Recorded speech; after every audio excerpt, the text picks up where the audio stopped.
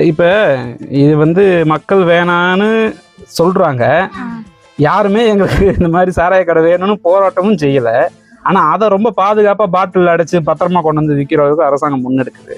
அது அரசாங்கமே அதை எடுத்து நடத்துறதுக்கு பொம்பளை போய் அங்க போய் போராட வச்சுக்க, அங்க போகாமே நின்றுக்கிறாங்களா?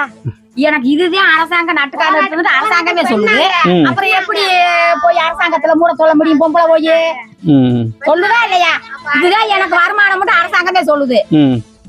அப்புறம் எப்படி பொம்பளை போராட்டம் பண்ணது எப்படி நிக்குது? சரிங்கம்மா, இப்ப அரசாங்கத்துக்கு வருமானம் இதுல இருந்தே வருதுன்னு சொல்றாங்க.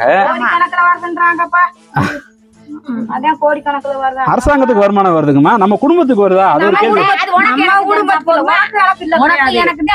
அவங்களுக்கு அரசாங்கத்துக்கு வந்து தெரியாது.